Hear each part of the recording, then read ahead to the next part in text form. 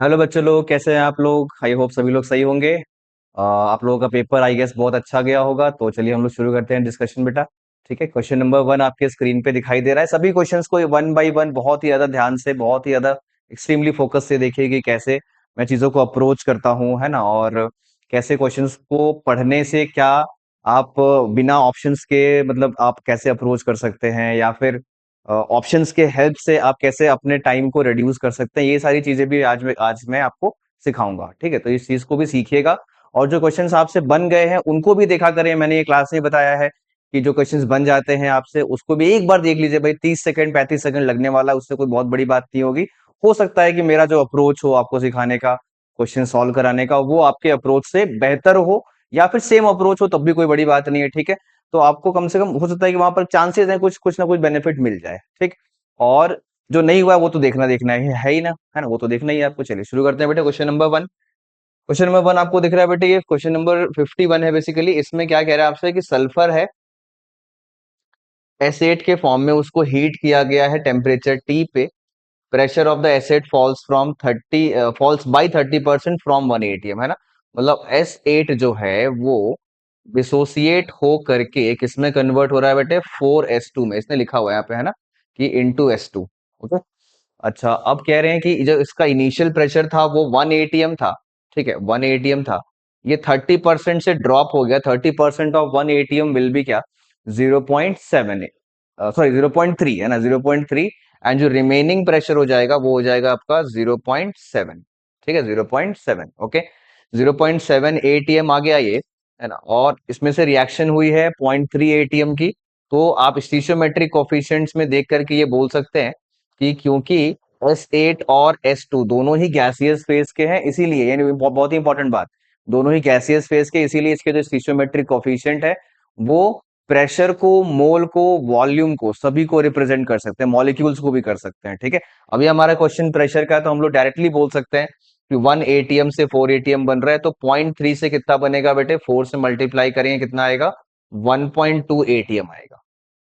यहां से आप केपी निकालेंगे बेटा, तो केपी की जो वैल्यू है वो क्या हो जाएगी? केपी पूछा गया आपसे, है ना। 1.2 की पावर 4 डिवाइडेड बाई, पावर 4 क्यों कर रहे हैं? कोफिशिएंट 4 है उसका, और 0.7, है ना। इसको आप सॉल्व करेंगे अप्रोक्सीमेटली, ये आपका 6 तो नहीं जाएगा, 204 भी नहीं जाएगा ये, है ना। ये आपका 1.56 भी नहीं, ये लगभग लगभग 2.96 के आसपास जाएगा। ठीक है, तो ये आपका फर्स्ट क्वेश्चन का आंसर है। ठीक, चलिए नेक्स्ट पढ़ते हैं क्वेश्चन नंबर टू पे। For the reaction this the KP by के सी इज इक्वल टू, इसमें एक रिलेशन यूज होगा बेटे, KP is equal to K C and R T की पावर क्या? Delta n g. नाउ बहुत क्लियरली आपको दिख रहा है डेल्टा एन जी क्या होता है बेटे? प्रोडक्ट के गैसियस मोल्स माइनस रिएक्टेंट के गैसियस मोल्स। ठीक है, प्रोडक्ट के जो गैसियस मोल्स हैं वो है 1, और रिएक्टेंट के जो गैसियस मोल्स है वो है 2, है ना। रिएक्शन इज ऑल्सो बैलेंस, इसीलिए 1 - 2 इज -1। -1 आने का मतलब यहाँ पे क्या हो जाएगा बेटे? केपी के सी नीचे आएगा, ये हो जाएगा 1/RT। 1/RT मतलब फोर्थ ऑप्शन। ठीक है, ये आपका सेकंड क्वेश्चन हुआ। Question number three, KP by के सी कहां पर 3 होता है फॉर दिस रिएक्शन? वही सेम फॉर्मूला यूज करने वाले हैं बेटे हम लोग। डेल्टा एन जी की वैल्यू इस बार 2, इस बार -1 नहीं, इस बार 1 होगी। क्यों? प्रोडक्ट में 2 मोल है गैस के और रिएक्टेंट में 1 मोल है ना, तो 2 - 1। ठीक है, 2 - 1। ठीक है, तो डेल्टा एन जी 1 हो गया बेटे, तो केपी बाई के सी जो है वो आपका क्या हो जाएगा? वो आर टी के इक्वल हो जाएगा, है ना, आर टी के इक्वल। ओके, एंड यही आर टी आपको किसके इक्वल है? 3 के इक्वल है। ओके, और क्या पूछा है आपसे? टेम्परेचर पूछ रखा है बेटे, तो टेम्परेचर क्या हो जाएगा? 3 × 1/R, है ना। इसमें मैंने आपको क्लास में ही बताया है कि KP is equal to K सी में मोस्ट ऑफ द केसेस में आप आर जो यूज करते हैं इट इज 0.0821, 0.0821। ठीक है, ये ध्यान रखिएगा। एंड 1/0.0821 जो है वो अप्रोक्सीमेटली 12.1 के आसपास होता है। दैट इज वाई जो टेम्परेचर है वो 36.3 केल्विन के अराउंड ये ऑप्शन होगा। देखिए बेटा कौन सा ऑप्शन है 36.3 के आसपास? ये है बेटा, है ना, 36.54। ओके, तो this is the answer for third question. Question number 54 पे आते हैं। इसमें कह रहा है बेटे कि केसी की वैल्यू दे रखी है and KP and KC are compared at this is found. अच्छा, ये भी सेम रिलेशन पे क्वेश्चन आ गया बेटे, 3 क्वेश्चन बैक टू बैक इसी रिलेशन पे आए हैं, मतलब बहुत इंपॉर्टेंट रिलेशन है ये। डेल्टा एन जी, है ना, अगेन यही रिलेशन है। डेल्टा एन जी देखिए बेटे क्या है? 2 + 1 2 + 1 इज 3 एन -2 इज 1। ठीक है, तो डेल्टा आर टी की वैल्यू जो है मतलब डेल्टा एन जी की वैल्यू 1 होती है। तो के पी बाई के सी, ये जो नंबर है बेटा ये 1 से बड़ा आएगा, तो इसलिए आप बोलेंगे क्या कि के पी जो है वो के सी से क्या होगा, बड़ा होगा ना। के P will be greater than के सी, तो के पी इज ग्रेटर देन के सी। ठीक है, क्योंकि आर टी की वैल्यू 1 से बड़ी है, ये नीचे लेके आएंगे आप के सी को, तो केपी बाई के सी 1 से बड़ा हुआ। ये कब कब कब पॉसिबल है, जब केपी की वैल्यू केसी से बड़ी है। ठीक है, तो ये क्वेश्चन भी आपका सेम फॉर्मूले पे बेस्ड है। नेक्स्ट क्वेश्चन पे आते हैं हम लोग। Select the correct statements about equilibrium constant, है ना। ये मल्टीपल करेक्ट है बेटे, क्योंकि आप देख रहे हैं ऑप्शंस ऐसे दे रखे हैं आपको, इसमें एक दो है ना, दो तीन ऐसे करके ऑप्शंस दिए हुए हैं। ठीक है, पहला है in standard state both KC and KP are dimensionless. In standard state का मतलब होता है बेटे कि जहां पर ना जिनका एक्टिव मास हम लोग 1 डिफाइन करते हैं, जैसे कि आपको याद होगा सॉलिड स्टेट में, ठीक है, या फिर सॉल्वेंट के केस में, या फिर एक्सेस के केस में। ठीक है, तो उसमें जब एक्टिव मास ही 1 है, तो ऑब्वियसली दोनों की यूनिट क्या रहेगी, सेम रहेगी, बिकॉज वैल्यूज ही सेम हो जाएंगे, है ना, और यूनिट भी सेम हो जाएगा। ठीक है, in standard state KC and KP are dimensionless, है ना, यूनिट नहीं रहेगा, मतलब बेसिकली 1 ही होता है एक्टिव मास। ठीक है, विदाउट एनी यूनिट। तो इसीलिए फर्स्ट ऑप्शन तो सही है, मतलब ये वाला तो सही है।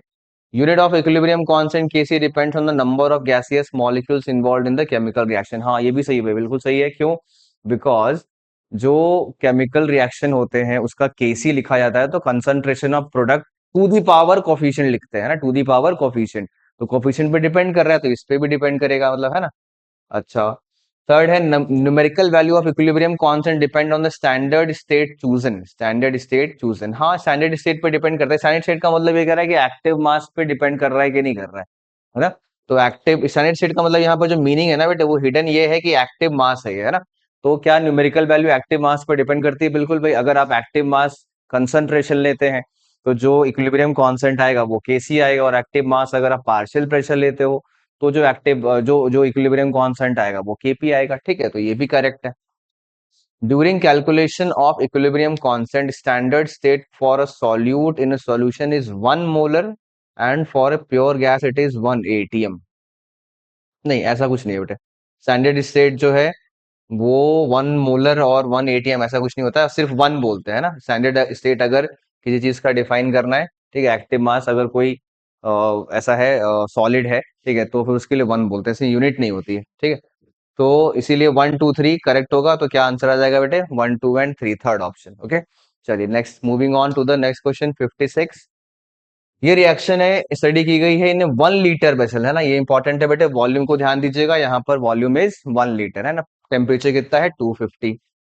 The initial concentration of A was 3n and B was n। A का है 3n, बी का है n। ठीक है, ये लिख लिया आपने। After equilibrium was attained the equilibrium concentration of C was found to be equal to equilibrium concentration of D. ये सबसे इंपॉर्टेंट लाइन है, सी की कंसंट्रेशन बी के इक्वल है। ठीक है, तो कुछ नहीं करिए आप, ए प्लस बी जो है उसमें से आप कुछ रिएक्शन कराएंगे, ऑब्वियसली फॉरवर्ड एज्यूम करते हैं रिएक्शन, है ना। तो ये 3n और ये n, है ना। 3n में से क्या माइनस कर दिया बेटा आपने? x माइनस कर दिया, y माइनस कर दिया, डजेंट मैटर, कुछ भी कर सकते हैं आप। ठीक है, तो 3n में से आपने अगर x माइनस कर दिया, तो क्योंकि कोफिशिएंट जो है वो सेम है ना, 1:1 कोफिशिएंट है, इसीलिए n में से भी क्या माइनस होगा बेटा? x, और c में क्या बनेगा? x, तो अगेन अगेन कोफिशिएंट 1 है, ये भी बनेगा आपका x। ठीक, अब कह रहा है c और b इक्वल है, c का x है और b का n माइनस एक्स है ना, तो n minus x is equals to x। ठीक है, तो x की वैल्यू क्या आ गई बेटे? n/2। x की वैल्यू क्या आ गई? n/2।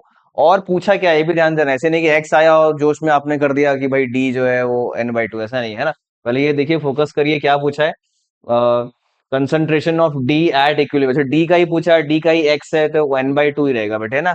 ठीक है, ये मान लीजिए अगर आपका ना पूछा होता है किसका? a का, ठीक है, तो फिर आपका x जो है वो आंसर नहीं होता ना, फिर होता 3n माइनस n/2। ठीक है, तो इसीलिए भाई 2 मिनट सांस लेकर के देख लेना है कि पहले पूछा किसका है ना, what is the equilibrium concentration of D, है ना, ये पूछ रहा है। ठीक है, चलिए आगे बढ़ते हैं।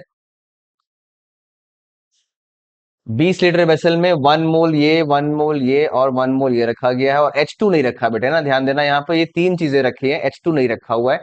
ठीक है, तो ये 1 है, ये 1 है, ये 1 है और ये 0 है। ठीक है, तो इक्विलिब्रियम जब अचीव होगा, अच्छा हाँ, इक्विलिब्रियम में एक बहुत ही इंपॉर्टेंट बात, क्या अगर किसी भी चीज की कंसंट्रेशन जीरो है तो ये पॉसिबल नहीं है, theoretically this is not possible.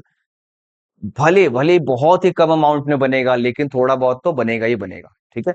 तो इसका मतलब रिएक्शन जो है इस केस में कहाँ मूव करेगी बेटे, फॉरवर्ड की तरफ जाएगी, तभी ये स्मॉल अमाउंट में बनेगा। जैसे ही फॉरवर्ड जाएगा, ठीक है, ध्यान से देखिएगा, ये चीज घट जाएगा, ये घट जाएगा और ये बढ़ जाएगा वन से, और ये भी आपका वन से कम ही रहेगा, है ना, ये वन से कम रहेगा H2, क्यों? बिकॉज पूरा पूरा तो रिएक्ट करेगा नहीं, जितना रिएक्ट करेगा उतना ही बन भी रहा है। देखिए भाई, मान लीजिए आप कोफिशिएंट देखिए, वन से वन बनता है, ठीक है, तो भाई वन में से पूरा रिएक्शन होगा नहीं, वन में से कुछ रिएक्शन होगा। मान लीजिए वन में से 0.2 रिएक्ट किया, तो H2 भी कितना बनेगा बेटे, 0.2 ही बनेगा, ठीक है। तो ऑप्शन देखते हैं, H2 is more than one mole, गलत। CO H2O less than one, CO H2O and, हाँ ठीक है, ये तो सही है, ठीक है, बिल्कुल सही है ना। फिर क्या है, CO2 H2O both more than one, CO2 is more than one, ये तो करेक्ट है। पर H2O is less than one, है ना, क्योंकि CO और H2O रिएक्ट किए हैं तो उसकी कंसंट्रेशन घटेगी, है ना, CO2 का बढ़ेगा और H2 का भी बढ़ेगा, इसीलिए जो आंसर है बेटे यहाँ पर वो क्या है, सेकंड ऑप्शन है, ठीक है। आई गेस आप लोगों ने भी सही किया होगा। थोड़ा सा एनालाइज एनालाइज करने का क्वेश्चन है ये, मतलब इसमें न्यूमेरिकल नहीं था, पर अच्छा क्वेश्चन था ये।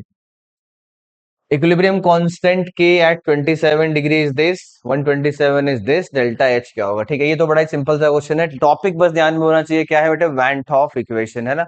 वैन टॉप इक्वेशन में ये सिखाया आपको, बड़ी सी इक्वेशन बनाई थी हमने, है ना।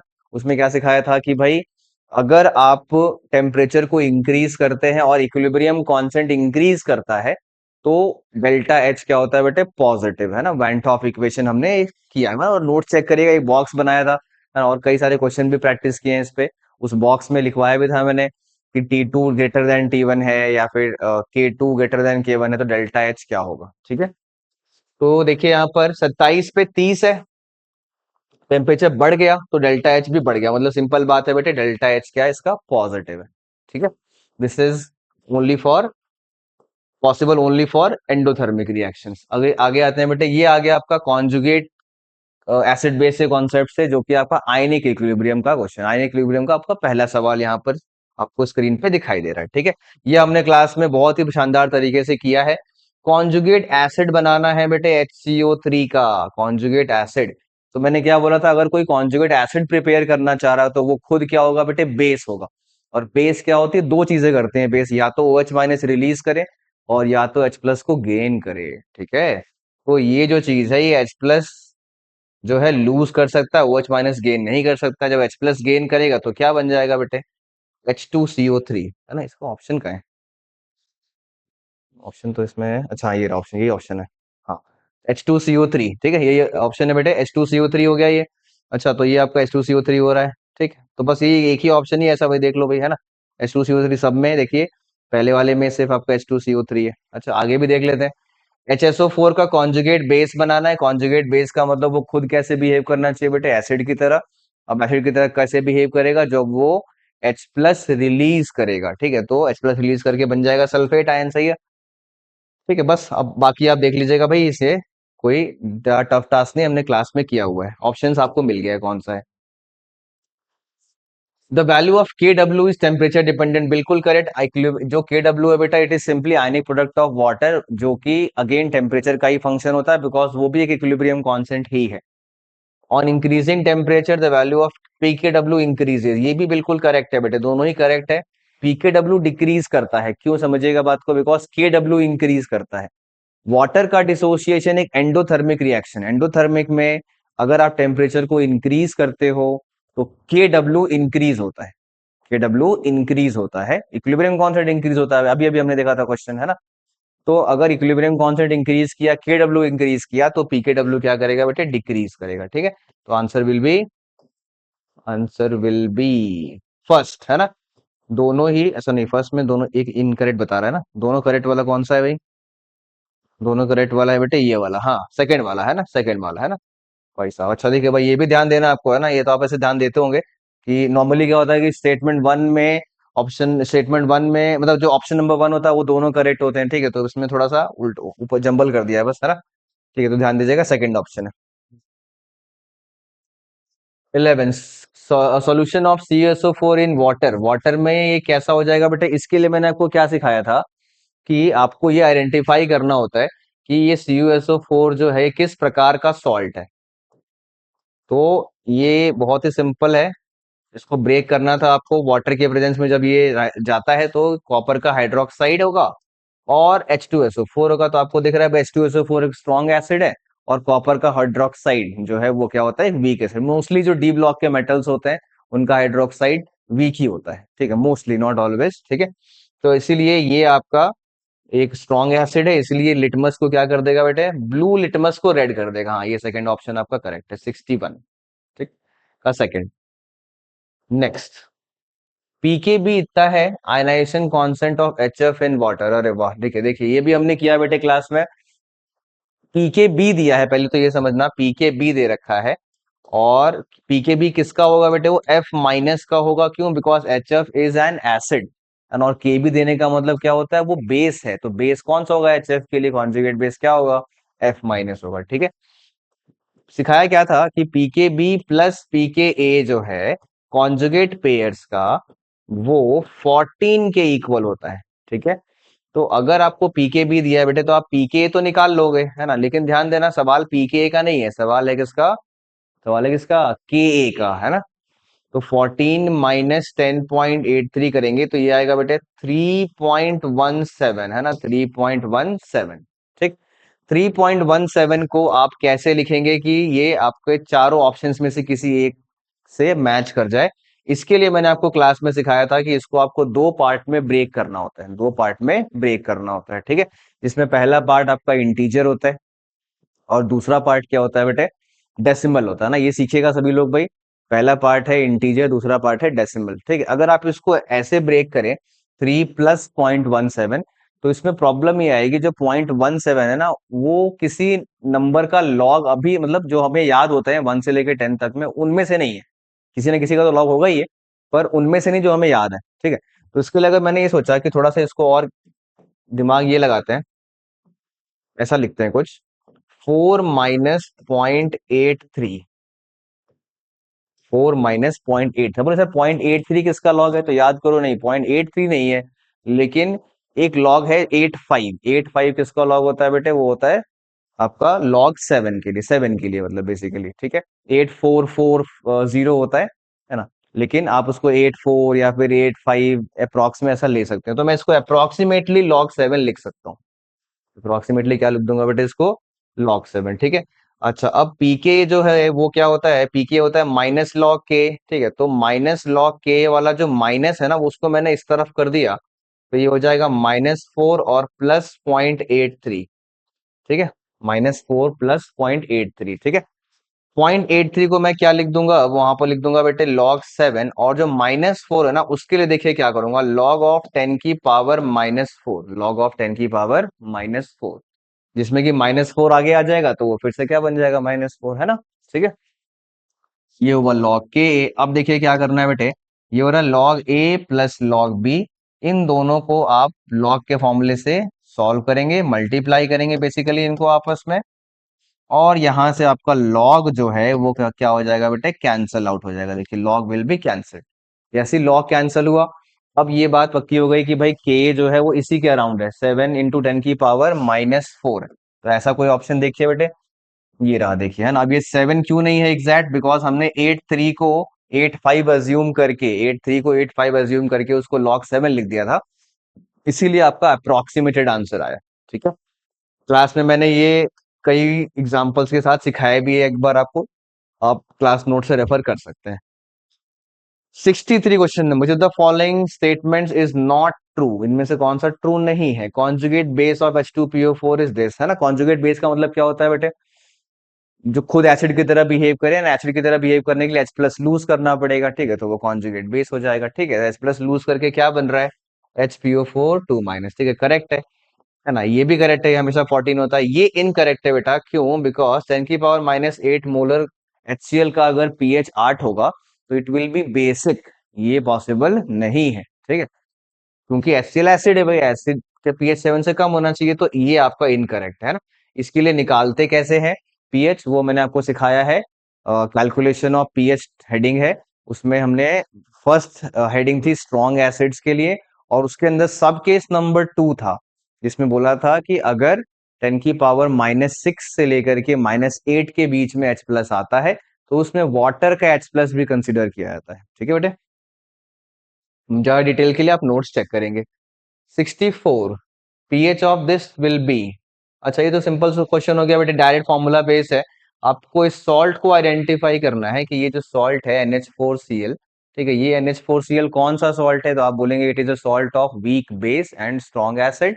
ठीक है, तो and weak base and strong acid है, दैट इज वाई इसका जो पीएच होगा वो क्या होगा बेटे, half of pKw minus pKa minus log C. ठीक है, तो पीके डब्ल्यू की जो वैल्यू है वो है क्या, 14, है ना, और पीके ए जो है वो क्या है बेटे, पीके ए, सॉरी पीके ए नहीं, पीके बी की वैल्यू हो जाएगी 5, बिकॉज इसका 10⁻⁻5 का आप माइनस लॉग लेंगे वो 5 हो जाएगा। ठीक है, ये हो जाएगा 5, और सी है 0.02, तो -2 × 10⁻⁻²। ठीक है, इसको सॉल्व करेंगे बेटे, देखिए क्या आएगा, 14 - 5। ठीक है, सॉल्व कर लीजिएगा, आपको ज्यादा डिफिकल्ट टास्क नहीं है यहाँ से सॉल्व करना है इसको। ठीक है, चलिए आगे बढ़ते हैं भाई। 64 के बाद next, which may be added to 1 litre of water to act as a buffer.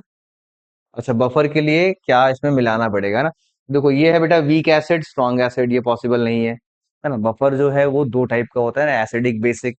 Acidic के लिए क्या चाहिए बेटे, वीक एसिड, उसके साथ उसका कॉन्जुगेट बेस चाहिए जो किसी सॉल्ट से आना चाहिए। ठीक है, एंड वैसे ही दूसरा है बेसिक बफर, जो कि वीक बेस और उसके कॉन्जुगेट एसिड्स से बनता है, जो कि एक सॉल्ट से आना चाहिए। ठीक है, ये नहीं पॉसिबल है, ये दोनों बेस है, ये भी नहीं पॉसिबल है। NH4Cl और HCl, HCl वाला नहीं पॉसिबल है, क्यों, बिकॉज HCl एक स्ट्रॉन्ग एसिड है ना, एसिड कैसा होना चाहिए, वीक होना चाहिए। ये एक वीक एसिड है और ये एक स्ट्रॉन्ग बेस है, ये दोनों की आपस में होगी रिएक्शन।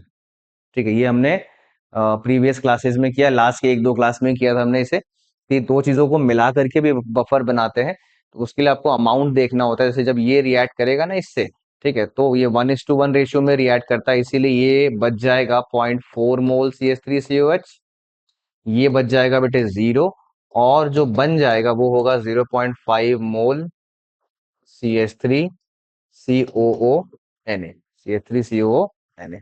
ठीक है, तो ये हुआ बेटे आपका बफर सोल्यूशन, है ना, जो कि किसका है, एक वीक एसिड और उसके कॉन्जुगेट बेस का है ना, CH3CO माइनस का है। ठीक है, ये हुआ 65। Next, in which case reaction is not redox type, इनमें से कौन सा रिडॉक्स टाइप नहीं है। ठीक है, कौन सा रिडॉक्स टाइप नहीं है, इसके लिए आपको देखिए combustion of elemental carbon to form carbon dioxide, ये होगा बेटे, है ना। इसकी मैं रिएक्शन को कन्वर्ट कर दे रहा हूँ, देखिए ये आपका एलिमेंटल कार्बन का मतलब हुआ कार्बन जो आपका सिंगल एटॉमिक फॉर्म में है। ठीक है, वो कार्बन जब O2 से रिएक्ट करता है तो बनता क्या है बच्चे, CO2 बनता है ना। और कार्बन का यहाँ पर ऑक्सीडेशन स्टेट 0 है, एंड CO2 में क्या है बेटे, +4। दैट इज वाई इसमें आप देख रहे हैं बेटे इंक्रीज है, अगर एक में इंक्रीज है तो कहीं ना कहीं डिक्रीज भी होगा ही होगा। ठीक है, तो जैसे कि आप O2 में देख पा रहे, O2 में 0 से -2 जा रहा है। ओके, तो ये तो आपका रिडॉक्स है ही है। Break down of H2O into gaseous hydrogen oxygen, हाँ ये भी होगा बेटे। H2O ब्रेक करता है, देखो H2 और हाफ O2 में, इसमें अगर आप ऑक्सीडेशन नंबर चेक करें, ठीक है, सिंपल ये मतलब कोई बहुत टफ नहीं है। H2O में चेक करें तो हाइड्रोजन है +1, ऑक्सीजन है -2, और राइट साइड में दोनों ही 0 है, तो एक का इंक्रीज और एक का डिक्रीज। ठीक है, ये भी रिडॉक्स है। Vanadium pentoxide with calcium gives elemental vanadium and calcium oxide, हाँ ये भी होगा बेटे, है ना। V2O5 प्लस कैल्शियम अगर रिएक्ट करेगा तो कैल्शियम का ऑक्साइड और एलिमेंटल वेनेडियम बन रहा है। तो देखिए V2O5 में वेनेडियम +5 में है, और राइट साइड में वेनेडियम किस में है, 0 में है। ठीक है, तो +5 से 0 क्या हुआ बेटा, ये this is reduction. And calcium के साथ क्या हो रहा है, देखिए जिसका ऑक्सीडेशन है, तो ये भी रिडॉक्स है। Displacement reaction of silver nitrate and NaCl to give AgCl as one, हाँ ये नहीं है वो बेटे, कोई भी double displacement reaction redox reaction नहीं होती है, बिकॉज उसमें सिर्फ कटायंस और अनायंस एक दूसरे के सॉल्ट के एक्सचेंज कर लेते हैं। ठीक है, तो ये आपका रिडॉक्स रिएक्शन नहीं है, इसका मतलब फोर्थ ही क्या बन जाएगा, आपका आंसर बन जाएगा, fourth will be the correct answer. ठीक है। Next, does not undergo disproportionation, बहुत ही simple answer, fluorine, because disproportionation का मतलब होता है बेटे कि इंक्रीज भी पॉसिबल हो और डिक्रीज भी पॉसिबल हो। पर F2 जो है वो it is the highest electronegative element in the periodic table, तो इसका जीरो है अगर, तो वो फर्दर इंक्रीज नहीं हो सकता है, सिर्फ डिक्रीज हो सकता है। ठीक है, मतलब फ्लोरीन कभी भी पॉजिटिव ओएस शो नहीं करता, वो सिर्फ निगेटिव शो करता है, तो इसका पॉसिबल नहीं है, बाकी सभी का पॉसिबल है।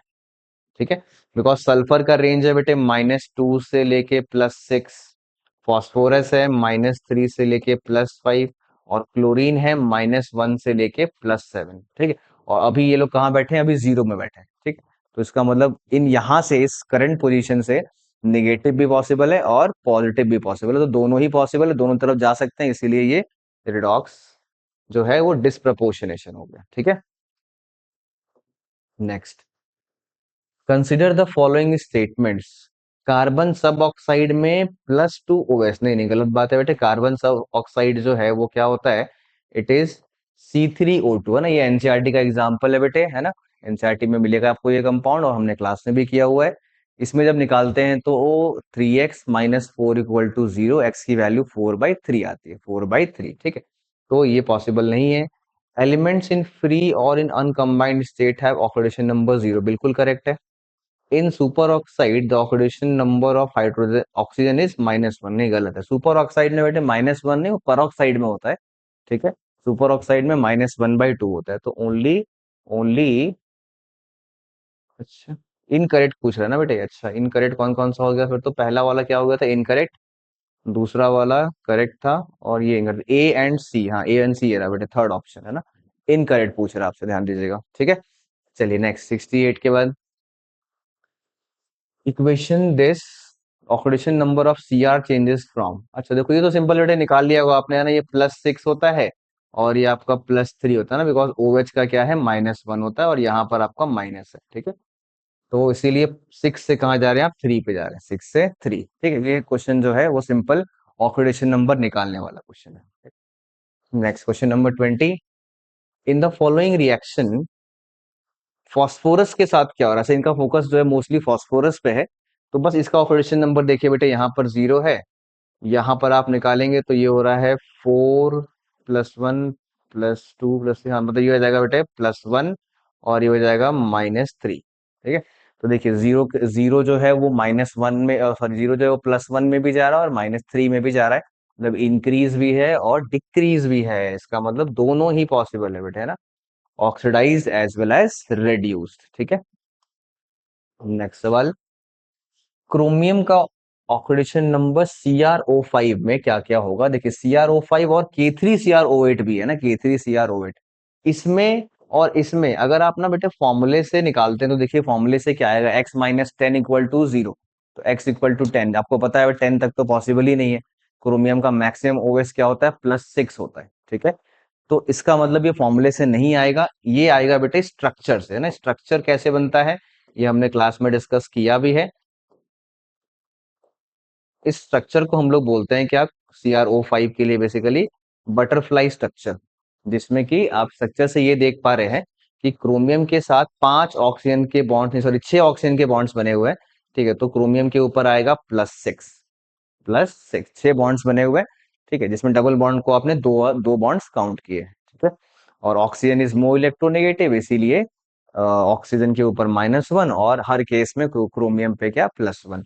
अब बात करते हैं K3CrO8 की, अगर आप इसमें फॉर्मूले से निकालेंगे तो देखिए ये हो रहा है बेटे +3 + x, पोटेशियम का +3 होता है, मतलब +1 × 3, और -16 = 0, अरे भाई साहब ये तो x इक्वल टू क्या आ गया, +13 आ गया, ये तो पॉसिबल ही नहीं है ना, मैक्सिमम +6 तक जाता है, तो इसमें भी आपको क्या करना पड़ेगा बेटे, स्ट्रक्चर ही निकालना पड़ेगा। ठीक है, तो स्ट्रक्चर जो है इसका कैसा होता है ये देखते हैं भाई, है ना, CR, है ना, CR का जो स्ट्रक्चर होता है बेटे वो कुछ ऐसा होता है, ये देखिए Cr3O8K3 का, है ना, अभी स्ट्रक्चर को मैं एक्सप्लेन भी कर रहा हूँ, समझिएगा।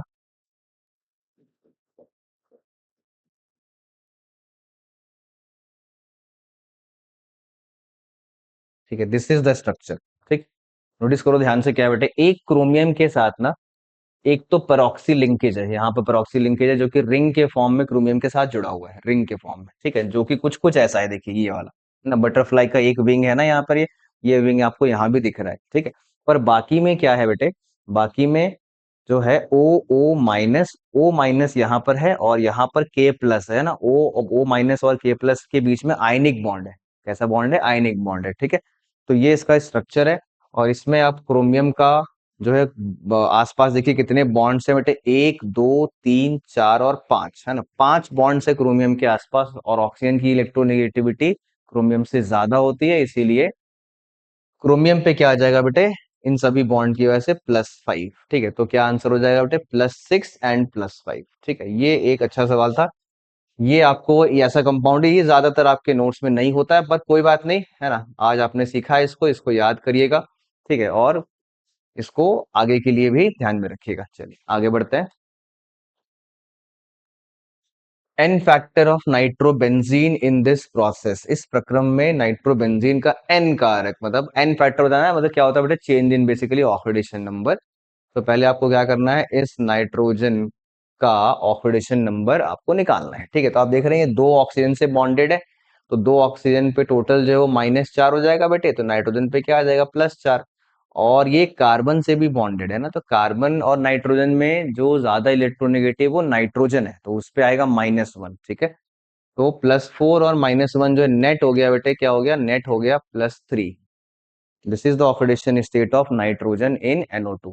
ठीक है, जब NH2 में आते हैं तो देखिए ये तीन चीजों से जुड़ा है, एक है कार्बन और दो है हाइड्रोजन, वो सभी की इलेक्ट्रोनेगेटिविटी नाइट्रोजन से कम होती है, तो सभी बॉन्ड्स की वजह से नाइट्रोजन पे आएगा -3। तो +3 से -3 कितने का चेंज हुआ बेटे, 6 का चेंज हुआ है ना, और नाइट्रोजन के एटम भी कितने हैं उसमें, 1 ही है, तो 1 × 6 करेंगे तो क्या हो जाएगा, एन फैक्टर विल बी 6। अगर नाइट्रोजन के एटम दो होते तो 6 × 2 करते हैं ना, 12 होता, पर इसमें 1 ही है। ठीक, चलिए, इक्विवेलेंट वेट ऑफ FeS, तो इक्विवेलेंट वेट अगेन क्या करना है बेटे, जनरल फॉर्मूला क्या होता है, what is the general formula for equivalent weight, molecular weight by n factor. N factor again क्या करना है, चेंज इन ऑक्सीडेशन नंबर पर मोल आपको चेक करना है। ठीक है, FeS2 का पूछा है, तो Fe यहाँ पर आप चेक चेक कर पा रहे हैं बेटे, +2 में है। ठीक है, और ये जा रहा है +3 में, तो ना 1 यूनिट का इंक्रीज यहाँ पर है ना, ऐसे 1 यूनिट का इंक्रीज ये है। अच्छा, FeS2 में जो सल्फर होता है बेटे वो -1 में होता है। ठीक है, वो -1 से कहाँ जा रहा है, अगर आप देखें सल्फर जो है वो +4 में है, SO2 में, है ना, तो -1 से +4, -1 से +4 5 का चेंज है, पर सल्फर दो है, ये भी ध्यान देना, सल्फर दो है यहाँ पे, है ना, तो सल्फर दो है, तो इसीलिए 5 × 2 करेंगे, क्या आएगा बेटे, 11, है ना, दोनों में ही इंक्रीज है, ध्यान दीजिएगा। सॉरी, 5 × 2 करेंगे 10 आएगा, है ना, 10 आएगा, और ये वाला जो 1 था इन दोनों को ऐड करेंगे, है ना, तो क्या आएगा बेटे, 11 आ जाएगा। मतलब ओवरऑल 11 इलेक्ट्रॉन्स का जो है FeS2 ने लॉस किया है, Fe में भी लॉस हुआ है ना, और S2 में भी लॉस हुआ है, बिकॉज Fe में भी ऑक्सीडेशन नंबर का इंक्रीज है, और S2 में भी इंक्रीज है, तो जहां पर दोनों में इंक्रीज हो और या फिर दोनों में ही डिक्रीज हो, ठीक है, तो फिर आप क्या करते हैं, simply total number of electrons loss और गेन निकाल देते हैं बेटे, और वही आपका एन फैक्टर बन जाता है। ठीक है, और अगर कोई ऐसा मॉलिक्यूल आ जाए जिसमें एक का इंक्रीज है एक का डिक्रीज है, उसके लिए हमने क्लास में डिस्कस किया, उसको आप देख लीजिएगा। ठीक है, चलिए नेक्स्ट 73 के बाद, इतने gram of monobasic organic acid है, मोनोबेसिक का मतलब एक H+ ही रिलीज करता है बेटे। अच्छा, और डिजोल्व इन इतना ml ऑफ वाटर, अच्छा 25 ml of this is required for the complete neutralisation. ऐसे कंप्लीट न्यूट्रलाइजेशन है, इसका मतलब NaOH के जो नंबर ऑफ इक्विवेलेंट्स है वो इस ऑर्गेनिक एसिड के नंबर ऑफ इक्विवेलेंट्स के इक्वल होंगे। ठीक है, यही होता है न्यूट्रलाइजेशन में, हमने ठीक है टाइट्रेशन में सीखा ये बात। ओके, तो इन दोनों के जो नंबर ऑफ इक्विवेलेंट्स है वो कैसे निकाले जाएंगे, देखिए बेटे, तो पहले मैं निकाल रहा हूँ उसका 0.1914 मोनोबेसिक ऑर्गेनिक एसिड का। ठीक है, तो वो होता है given mass by equivalent mass. ठीक है, इक्विवेलेंट मास जो है आपसे पूछा गया, इक्विवेलेंट मास ही पूछा है। ठीक है, तो इक्विवेलेंट मास आपने यहाँ पर पुट कर दिया। ठीक है, ये हुआ आपका number of equivalents of the acid. ठीक है, बेस का कैसे आएगा बच्चे, बेस के लिए क्या करेंगे आप, नॉर्मेलिटी 0.12, और वॉल्यूम, वॉल्यूम कितना, 25 बाई हजार। ठीक है, हजार से क्यों डिवाइड कर रहे हैं? Because normality into volume in litres, ये होता है फॉर्मूला किसका? नंबर ऑफ इक्विवेलेंट्स का। ठीक, इसको आप सॉल्व करेंगे बच्चे, ये आपको क्या मिल जाएगा? देखिए, जो भी इसको है सॉल्व कर लीजिएगा, आपको यहाँ से मिल जाएगा इक्विवेलेंट मास। ठीक है, नेक्स्ट 25 पे आते हैं ना, 25। SO2 पास किया गया एसिडिफाइड पोटेशियम डाइक्रोमेट से। अच्छा देखो, ये ना एक अच्छा ऑक्सीडाइजिंग एजेंट होता है बेटा, है ना, पोटेशियम डाइक्रोमेट। ठीक, और SO2 में जो सल्फर है ये आपका बैठा है कहाँ पर? सल्फर जो है वो है +4 में, और सल्फर का मैक्सिमम OS अभी सिखाया था मैंने क्या होता है? +6। तो वो कहाँ तक भेज सकता है बेटे? मैक्सिमम +4 से +6। ठीक है, तो +4 से +6 आपका ये आंसर हो जाएगा। ठीक है, एक सेकंड जरा पानी पी लूं मैं। 75 है ना, 75 का हो गया बेटे थर्ड।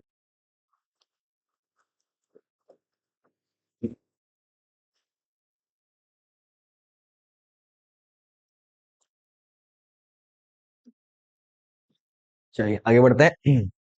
नेक्स्ट, नेक्स्ट 76 में क्या कह रहा है? Redox reaction have no concern with, redox reaction कहाँ पर नहीं होता है basically? Neutralisation of acid and base. देखो, एसिड एंड बेस की जो न्यूट्रलाइजेशन है ना, अगर आप उसको बहुत माइन्यूटली ऑब्जर्व करें, it is simply double displacement reaction. ठीक है, इसमें कटायन एनायन का एक्सचेंज होता है। तो मैंने क्या बताया था अभी कि double displacement reaction are not redox reaction. ठीक, सॉल्ट हाइड्रोलिसिस जो है वो क्या होता है बेटा? It is simply reverse of neutralisation. तो अगर एक तरफ से रिडॉक्स नहीं है तो दूसरी तरफ से भी रिडॉक्स पॉसिबल नहीं है। ठीक है, स्टरीफिकेशन भी कुछ नहीं होता, वो एसिड बेस ही है।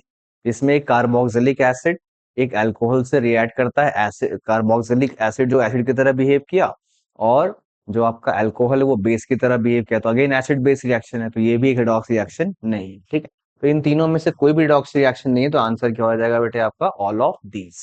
ओके, तो ये आपका 76। Next 77, iron is added to this, copper is precipitated. देखो, कॉपर को प्रेसिपिटेट तभी कर सकते हैं आप जब वो कॉपर सॉलिड के फॉर्म में आ जाए, है ना, और यहाँ पर कॉपर कैसे है बेटे? कॉपर 2+ है। ठीक है, तो 2+ से अगर आप कॉपर में ला रहे हैं, इसका मतलब आप रिडक्शन करा रहे हैं, तो बस देखिए क्या है बेटे? Reduction of Cu2+। ठीक है, प्रेसिपिटेट होने का मतलब क्या होता है? सॉलिड फॉर्म में वो नीचे बैठ जाएगा। IUPAC name of CH3COO C2H5। ठीक है, इस आपको पता है बेटा ये आपका क्या है? एक एस्टर है। इस एस्टर के केस में जो जनरल नेमिंग होती है वो क्या होता है? अल्काइल अल्कानोएट होता है ना। ठीक है, जिसमें कि ये आपका मेन चेन रहता है, ये आपका साइड चेन रहता है। ठीक है, तो ये आपका जो है 2 कार्बन का हो रहा है बेटे। ठीक है, 2 कार्बन का है, इसीलिए इथानोएट होगा, और लगा यहाँ पर क्या? इथाइल ही लगा हुआ है, तो आप क्या बोलेंगे? इथाइल इथानोएट। ठीक है, तो क्या नाम हो जाएगा? देखिए, ऐसा कुछ नाम है यहाँ पे, हाँ, इथाइल इथानोएट। ठीक है, this will B 78। 79, IUPAC name of this. ठीक है, ये बड़ा ही सिंपल क्वेश्चन आ गया बेटे। देखिए क्या है, यहाँ से आप नंबरिंग स्टार्ट करेंगे, है ना, 1 2 3 4, द 2 अमीनो और क्या है? ब्यूटेन है ना, 2 अमीनो ब्यूटेन। तो सिंपल सा क्वेश्चन है बेटे। ठीक, नेक्स्ट 80, IUPAC ने, अच्छा ये भी जो है नोमेनक्लेचर पे ही है बेटे। देखो, तो ये आपका 1 2 नोमेनक्लेचर के सवाल तो आपसे फटाफट बनते होंगे, थोड़ा सा इजी पार्ट में रहता है, पर ध्यान देना है भाई, इसमें हड़बड़ी में गड़बड़ी नहीं करनी है। इसमें बच्चे ये करते हैं कि भाई ऐसा फटाफट करने के चक्कर में गलती हो जाती है। ठीक है, इस चीज का ध्यान रखना है इसमें। तो आप नेमिंग यहाँ से कर रहे हैं, तो देख रहे हैं भाई 4 नंबर पे मिथाइल आ रहा है, पेंट पे 1 ईन आ रहा है ना, तो 4 मिथाइल और 5 कार्बन का है, इसीलिए पेंट, और 1 पे ईन है। ठीक है, इसमें देखिए बेटे, अगेन इसमें तो नंबरिंग भी करके दे दिया आपको भाई, और क्या चाहिए आपको जीवन से? तो भाई 2 पे, अच्छा पूछा, नेम नहीं पूछा बेटे, पूछा क्या है? क्वार्टरनरी। क्वार्टरनरी का मतलब क्या होता है बेटे? एक ऐसा कार्बन जो 4 अलग अलग कार्बन से जुड़ा हो, सिंपल है। ठीक है, सेकंड कार्बन आपको दिख रहा है C2। Next, IUPAC name of this compound. इसमें भी आप ये देखिए बेटे, ये फंक्शनल ग्रुप है, नेमिंग यहाँ से स्टार्ट, नंबरिंग यहाँ से स्टार्ट करेंगे आप, है ना, 1 2 3 एंड 4। 3 पे मिथाइल है और 1 पे ऑल है। ठीक है, तो 3 मिथाइल 1 ब्यूटेनॉल। ठीक है, ये रहा बेटा आपका आंसर। ठीक है, next, IUPAC name of this, ये आपका मेन फंक्शनल ग्रुप है। ठीक है, प्रिंसिपल फंक्शनल ग्रुप। ठीक है, CHO और OH में CHO आपका मेन फंक्शनल ग्रुप होता है। आप यहाँ से नेम नंबरिंग स्टार्ट करेंगे, है ना, 1 सॉरी यहाँ से शुरू करेंगे बेटे, 1 2 3 4 and 5। ठीक है, तो ये पेंटानल है, ये बात क्लियर हो गई है। अच्छा, उसके बाद 2 पे मिथाइल है और 3 पे क्या है बेटे, हाइड्रोक्सी है। ठीक है, 3 पे हाइड्रोक्सी। आप अरेंजमेंट कैसे करते हैं, अल्फाबेटिकली करते हैं, आपको पता है। तो हाइड्रोक्सी जो है वो यहाँ पर एक फंक्शनल ग्रुप नहीं, एज ए सब्स्टिट्यूएंट फंक्शन कर रहा है। ठीक है, तो 3 पे, सॉरी 4 पे ना, 1 2 3 एंड 4, 4 पे हाइड्रोक्सी है और 2 पे मिथाइल है। 4 हाइड्रोक्सी, 2 पे क्या है बेटे, मिथाइल है। ठीक है, तो अल्फाबेटिकली आपने पहले एच को लिखा है, ये ध्यान देना है।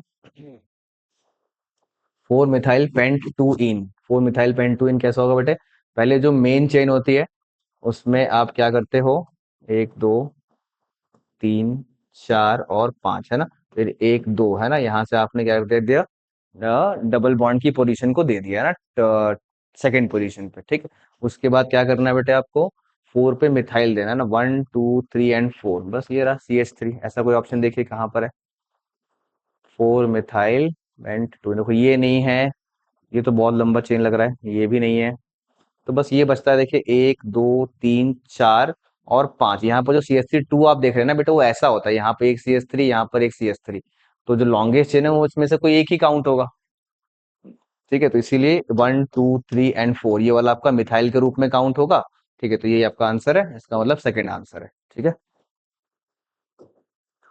नेक्स्ट 85 है ना। अच्छा, बहुत ही सिंपल सिंपल सवाल आ रखे हैं भाई, मजे आएंगे आपके तो। IUPAC नेम में क्या पूछ रहा है बेटे, 1 2 3 एंड 4। ठीक है, 1 2 3 एंड 4 में आप क्या बोल रहे हैं, 1 पे क्लोरो है और 2 पे नहीं, कितने पे है, अ, और 1 2 3 पे मिथाइल है बेटा, है ना, 1 क्लोरो पे और 3 पे मिथाइल है, तो क्या आंसर हो गया आपका, 1 क्लोरो 3 मिथाइल ब्यूट है ना। अल्फाबेटिकली आपने सी को पहले लिख देना है। ठीक है, आगे बढ़ते हैं।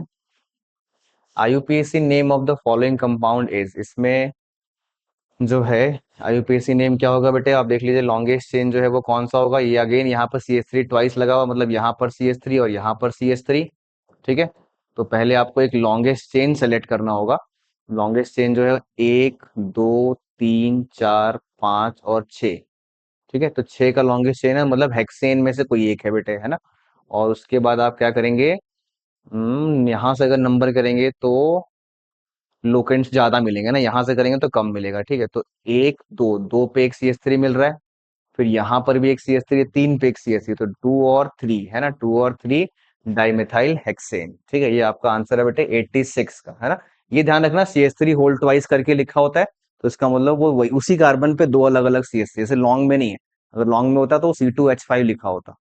ठीक है, एक होता CH2 और उसका नीचे वाला क्या होता फिर, CH3 होता, वो लॉन्गर चेन में होता वो। ठीक है, next 87, IUPAC name of this, again वही है बेटे, है ना, CH3 यहाँ पर ऐसे करके लिख देना आपको, 1 2 3।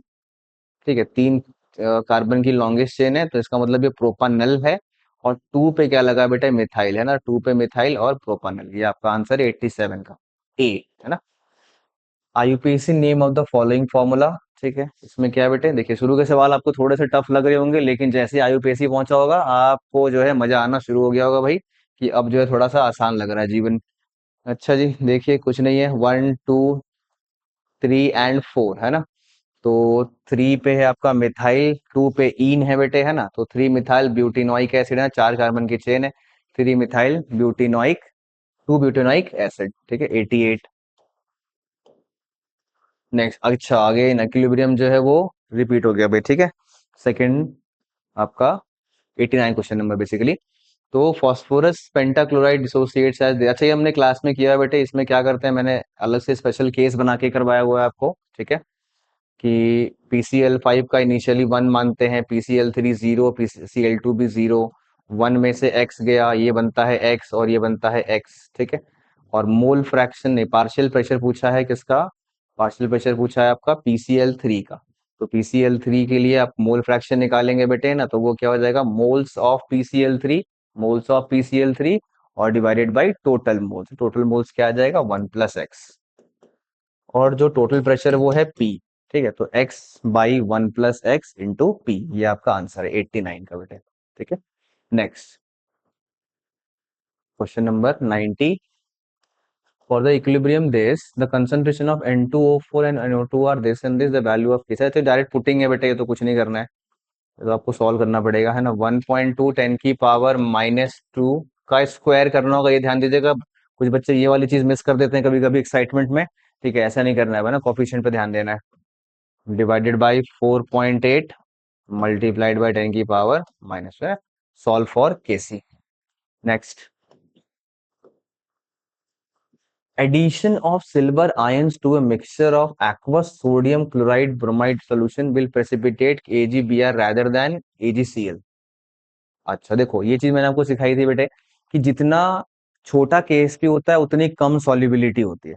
ठीक है, और जितनी कम सॉल्युबिलिटी होगी उतनी जल्दी प्रेसिपिटेट बनेगा। ठीक है, तो ये कह रहे हैं कि अगर केएसपी ऑफ AgBr जो है वो आपका बड़ा है, केएसपी ऑफ AgBr क्या है, बड़ा है अगर, ठीक है, तो ये स्टेटमेंट सही है कि गलत है ना।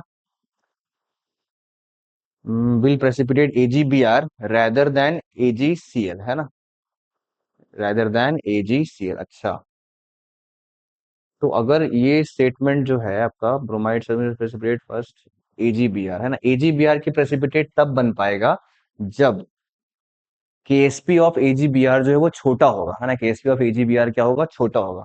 ठीक है, और रीजन बोल रहा है कि केएसपी ऑफ AgBr बड़ा है, तो ये तो गड़बड़ हो गया भाई, है ना, तो पहला वाला स्टेटमेंट सही है, दूसरा वाला गड़बड़ है।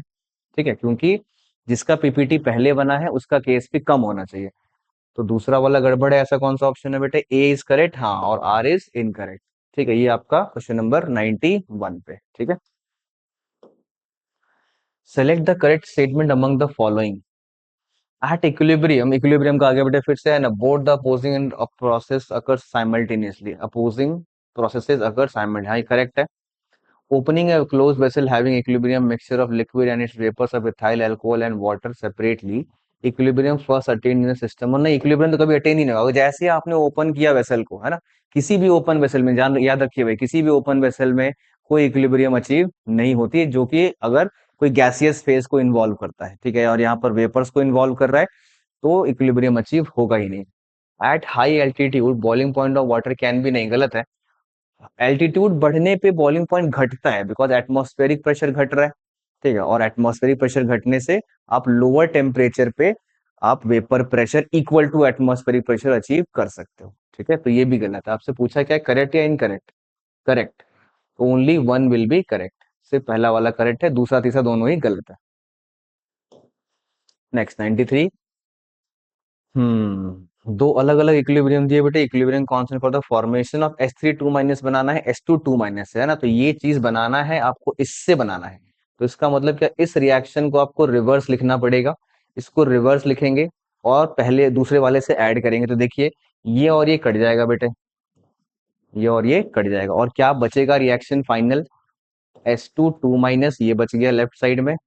ठीक है, और एक S बच जाएगा बेटा यहाँ पर, क्योंकि 2S और S में से एक S कट जाएगा और एक S बच जाएगा उल्टा करने पे। ठीक है, उल्टा करके ऐड करने पे, तो और इससे बन जाएगा आपका H3 2। ये तो कुछ नहीं हुआ, ये जब आपने उल्टा किया ना, तो इसका K क्या हो गया बेटे, 1/10, है ना, रिवर्स करने पे इक्विलिब्रियम कांस्टेंट मैथमेटिकल इनवर्स हो जाती है। ठीक है, तो 1/10 हो गया, और जो सेकंड वाला है उससे आपने ऐड किया, तो ऐड करने पे रिएक्शंस की केसी मल्टीप्लाई होती है, तो 1/10 इंटू 130 कितना होगा, 1/10 इंटू 130, जीरो से जीरो कट जाएगा बेटे, क्या आंसर हो जाएगा 13। ठीक है, ये वो आपका 90। इसमें आपको क्या करना था, बेसिकली सोचने वाली बात ये थी कि इक्विलिब्रियम जो है वो आपको खुद से बनाना पड़ेगा, है ना, इक्विलिब्रियम खुद से बनाएंगे, और वो कैसे बनाएंगे, तो उसके लिए आपको ये बता रखा है कि H3 2 आपको बनाना है किससे, H2 2 से और सल्फर से। ठीक है, ये आपको करना था। ठीक है, चलिए नेक्स्ट क्वेश्चन पे आते हैं बेटे। Dissociation constant of this and this are this, equilibrium constant for the reaction of this and this will be, अरे वाह, ये थोड़ा सा घुमा के पूछा भाई, बड़ा ही शानदार सवाल है। जैसे देखिए, CH3COH और NH4OH जब ये रिएक्ट करेगा बेटा, तो ये क्या बनेगा, this will B CH3CO NH4 और क्या H2। थोड़ा सा घुमा के पूछा है, देखना भाई, है ना। अगर आप इसको नोटिस करें तो ये सिंपली सिंपली ये क्या है, रिवर्स ऑफ हाइड्रोलिसिस है। देखो जरा, ये लास्ट केस हमने पढ़ा था, एक हाइड्रोलिसिस रिएक्शन पढ़ी थी, salt of weak acid and weak base में, जो कि एग्जांपल है ये।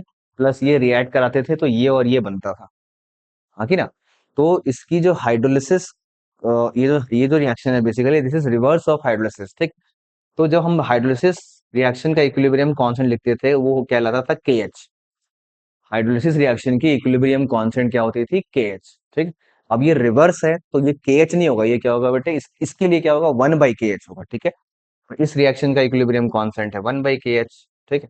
और के एच की जो वैल्यू होती थी, ये याद करिए क्या होता था? के डब्ल्यू बाई के ए इंटू के बी, बिकॉज ये दोनों ही, ये सॉल्ट जो है ये weak acid and weak base से मिलके बना है, इसीलिए के ए इंटू के बी दोनों आता है, ठीक है। पर हमें तो 1/kh रखना है, तो उल्टा हो जाएगा ना, उल्टा होके क्या बन जाएगा? के ए इंटू के बी बाई के डब्ल्यू, बस कहानी खत्म। है ना? सब कुछ आपको दिया हुआ है, के भी दिया है बेटे, है ना? दोनों सेम है ना? के और के बी 1.8 इंटू 1.8 10⁻⁻10 हो जाएगा ऊपर, और नीचे डिवाइड करें 10⁻⁻14 से, तो ऊपर जाएगा +14 बन जाएगा। +14 - 10 ये हो जाएगा बेटे आपका थर्ड ऑप्शन, 1.8 इंटू 1.8 10⁻4, ठीक है। देखो, इसमें ना बच्चे क्या करते हैं, दोनों को मल्टीप्लाई करने लगेंगे कि सर ये 1.8 मल्टीप्लाई करके ये नंबर आ रहा है, ठीक है। तो वहां पर आप अपना टाइम वेस्ट कर रहे हैं, है ना? वो मल्टीप्लाई करके आपको ऑप्शन दिया ही नहीं, आप ऑप्शन चेक करिए पहले किस फॉर्म में दे रखा है, उसके बाद आप मल्टीप्लीकेशन करने का सोचें, ठीक है। नहीं तो फिर आप फिर ढूंढते फिरेंगे, भाई कुछ नंबर आ गया जो कि सर इस फॉर्म में तो है ही नहीं, तो कैसे करेंगे? फिर आप रिवर्स जाएंगे, सोचेंगे कैसे हुआ, ठीक है। तो इससे अच्छा पहले ऑप्शन देख लेना होता है। बस 95 पे आते हैं बेटे। Ionisation constant of H F, HCOH एंड HCnR, दिस, ठीक है। अच्छा देखो, ये चीज आपने सीखा है बेटे कि जिसका इक्विलिब्रियम कांस्टेंट, जिसका आयनाइजेशन कांस्टेंट बेसिकली बड़ा होता है, वो एक स्ट्रॉन्गर एसिड होता है। इसका मतलब क्या होता है कि उसके अंदर H प्लस का जो अमाउंट है वो थोड़ा ज्यादा होगा, ठीक है, जिसका K बड़ा होगा। H प्लस का अमाउंट ज्यादा होगा और OH माइनस कम होगा। तो पहला ऑप्शन क्या रहा है? Aqueous solution of HF has more hydroxyl ion. Hydroxyl का मतलब होता है बेटे OH माइनस आयन, ठीक है। तो HF में मोर हाइड्रोक्सिल है, नहीं ये तो गलत हो गया ना। क्यों? Because HF is more acidic, HF is more acidic then HCN, ठीक है। तो इसके अंदर H प्लस ज्यादा होगा, OH कम होगा, उल्टा बोल रहे हैं, ठीक है, तो गलत हो गया। Aqueous solution of HCN has least hydroxyl ion, नहीं ये भी गलत है। क्यों? बिकॉज HCN इन सभी में वीकेस्ट एसिड है, इन सभी में वीकेस्ट एसिड है, तो इसका H प्लस काफी कम होगा इन सभी कंपैरिजन में, और OH ज्यादा होगा। तो ये OH जो है ये ज्यादा कह रहे हैं, OH ज्यादा होगा, और ये कह रहे हैं लीस्ट, तो ये गड़बड़ है। Aqueous solution of HCOH has more hydroxyl ion, HCOH का मोर हाइड्रोक्सिल है, ठीक है, ये करेक्ट है भाई, क्योंकि इट इज लेस एसिडिक, इसीलिए OH माइनस ज्यादा होगा, ठीक है। Then aqueous solution of both HF, नहीं नहीं, HF और HCN दोनों से नहीं, दोनों से तो नहीं, है ना? ये भी गड़बड़ है भाई साहब। अच्छा जी, लास्ट ऑप्शन देखते हैं क्या है। An aqueous solution of HCOH has less hydroxyl ion than HCN, हाँ ठीक है, because HCOH is more acidic, तो OH माइनस कम रहेगा और H प्लस ज्यादा रहेगा, ठीक है, एज कंपेयर टू HCN, तो ये तो सही है। And less hydronium ion concentration than aqua, हाँ ठीक है भाई, बिल्कुल सही है। लेस हाइड्रोनियम आयन क्यों? बिकॉज HCOH एक वीकर एसिड है, किससे? HF से, ठीक है, अकॉर्डिंग टू गिवन डेटा, इसीलिए इसके अंदर H प्लस की मात्रा कम होगी, ठीक है। ये हुआ बेटा आपका फोर्थ ऑप्शन, ठीक है। थोड़ा सा कंफ्यूजिंग है, पर आपको तो पता है भाई, ये तो ऑप्शंस वाले साइड में है, तो आप इसको स्किप भी कर सकते थे, ठीक है। Solubility of this salt is this, find the solubility, ये थोड़ा सिंपल है। M2S को तोड़ते हैं बेटे, ये 1:2 टाइप का सॉल्ट है, आपको सिखा रखा है मैंने। 1:2 में क्या होता है? KSP 4s³ होती है, ठीक है। तो 4 × 3.5 मल्टीप्लाइड बाई 10⁻⁻6, और इस पूरे क्या करेंगे बेटे? क्यूब, और सॉल्व करेंगे। ये अप्रोक्सीमेटली -18 है ना, और ये नंबर्स भी हैं, तो ये -16 के रेंज का आ जाएगा बेटा, सेकंड ऑप्शन आपका आ जाएगा ये, ठीक है। कैलकुलेट कर लीजिएगा आप। नेक्स्ट आते हैं 97 पे। 97 में क्या कह रहा है? Incorrect statement about buffer solution, power of hydrogen ion concentration of this solution is independent of the dilution, हाँ बिल्कुल सही है बेटे, याद करो, लॉग में एक टर्म होता है सॉल्ट बाई एसिड, ठीक है ना? इधर क्या होता है? pH is equals to PK, है ना? बफर सोल्यूशन की जो इक्वेशन होती है हेंडरसन इक्वेशन जिसको बोलते हैं। अब ये डाइल्यूशन के इंडिपेंडेंट होता है पीएच, क्यों? बिकॉज अगर मैं इसकी सॉल्यूशन को, सॉल्ट और एसिड की सॉल्यूशन में थोड़ा सा पानी मिला दूं, तो वॉल्यूम दोनों का इंक्रीज करेगा और वो वॉल्यूम का टर्म यहाँ पर कैंसल आउट हो जाएगा। ठीक है, वॉल्यूम का टर्म कैंसल आउट हो गया अगर, तो इसका मतलब डाइल्यूशन पे डिपेंड नहीं करता, डाइल्यूशन पे डिपेंड नहीं करता। ठीक है, तो पहला वाला जो है बेटा वो तो करेक्ट है, ये कह रहे हैं इनकरेक्ट चाहिए इनको।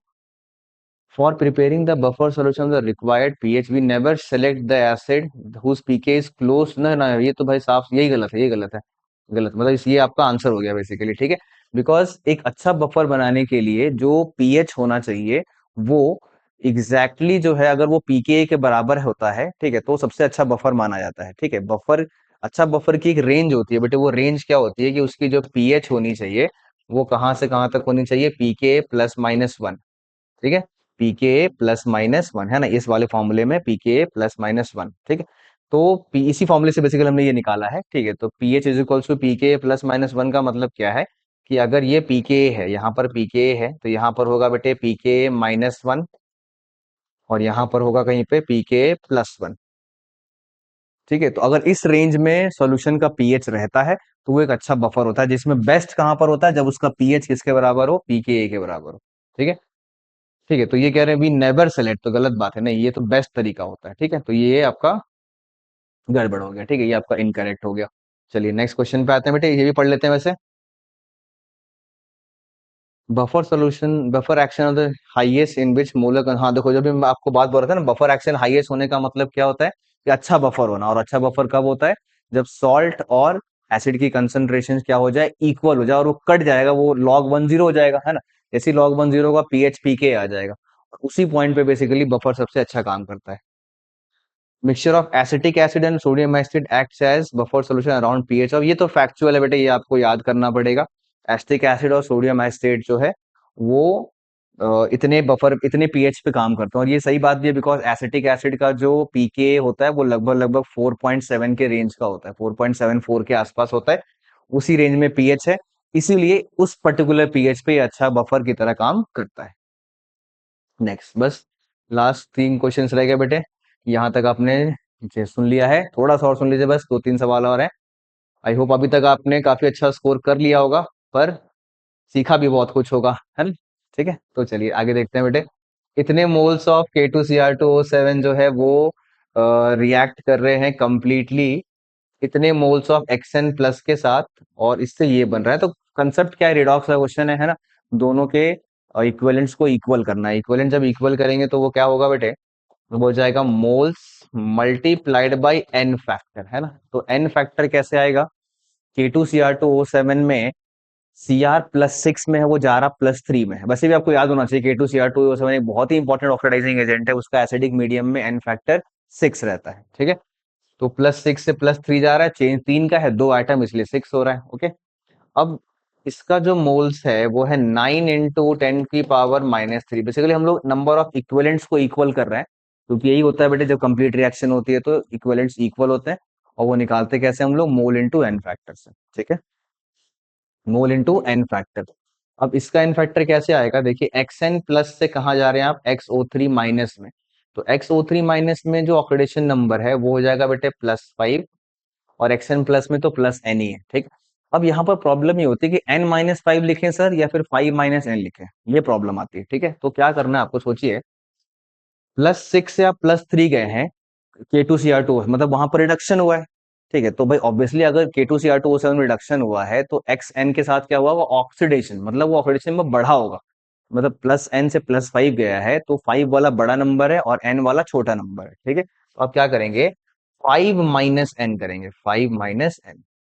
ठीक है, 5 - n, बस अब कुछ नहीं बचा भाई, आपको सॉल्व करना है और आपका आंसर आ जाएगा। ठीक है, तो ये और ये कट जाएगा, है ना। 9 6 36 ऐसे, ये 4 से कट जाएगा, है ना, ये 4 हो गया। ठीक है, तो n की वैल्यू क्या हो जाएगी, 5 - 4, n की वैल्यू हो जाएगी बेटा आपका 1, n की वैल्यू 1। ठीक है, 98। Next, coming to the question number second last question 99। Difference in the n oxidation state of the two types. अच्छा, इसमें क्या करना है बेटा, स्ट्रक्चर आपको बताना पड़ेगा, बिकॉज ये सोडियम थायो सल्फेट है, ये टेट्राथायोनेट है बेसिकली। ठीक है, तो इसमें जब स्ट्रक्चर बनता है तो वो कैसा बनता है, थायोसल्फेट नहीं, टेट्राथायोनेट है बेटे ये। थायोसल्फेट Na2S2O3 होता है। ठीक है, तो ये कुछ स्ट्रक्चर बनता है बेटे इसका, O- और Na+। ठीक, इसमें इस सल्फर का निकालते हैं, ये +5 शो करता है, इस सल्फर का निकालते हैं 0, इसका भी 0 है और इसका भी +5 है। ठीक है, तो पूछ रहा है डिफरेंस, पूछ रहा है ना, तो 5 और 0 का क्या डिफरेंस होगा बेटा, है ना 5 होगा। तो फैक्चुअल क्वेश्चन है, स्ट्रक्चर याद रहेगा तो बहुत आसानी से बन जाएगा। ठीक है, चलिए next, coming to the last question. ठीक है, लास्ट क्वेश्चन में क्या रहा है बेटे, न्यूट्रलाइज कंप्लीटली इतना ml of phosphorus this the volume of this required. ठीक है बेटे, देखो कुछ नहीं करना है इसमें, अगेन इसका और इसका जो नंबर ऑफ इक्विवेलेंट्स है उसको आप इक्वल करेंगे। उसके लिए 0.1 H3PO3 मल्टीप्लाइड बाई वॉल्यूम, और इसका एन फैक्टर है ना, एन फैक्टर इसका होता है बेटे 2, है ना, क्योंकि ये 3 हाइड्रोजन दिख रहे हैं पर निकलता 2 है, बिकॉज इसके अंदर एक हाइड्रोजन फास्फोरस से जुड़ा होता है। ठीक है, इज इक्वल्स टू केओएच के लिए वॉल्यूम पूछा है, वॉल्यूम देखिए ध्यान दीजिएगा, वॉल्यूम मैंने आपको दोनों तरफ एमएल में ही लिया है। ठीक है, तो घबराना नहीं है। और केओएच का एन फैक्टर क्या है, 1 है, दोनों तरफ वॉल्यूम आप सेम यूनिट में ले सकते हैं। ठीक है, इसको सॉल्व करेंगे आप तो वॉल्यूम की वैल्यू क्या आ जाएगी बेटे, 40 ml, है ना, ये 0.1 कट जाएगा। ठीक है, तो ये आपका आंसर हो गया। ठीक है, तो this is all about the discussion of the test held on the I guess 22 को आपका टेस्ट होगा, ये हुआ होगा। ठीक है, तो आई होप सभी लोगों ने अच्छा स्कोर किया बेटे। चलिए सभी को टेस्ट के रिजल्ट के लिए बेस्ट ऑफ लक, और ऐसी प्रिपरेशन करते रहिए। Okay, thank you.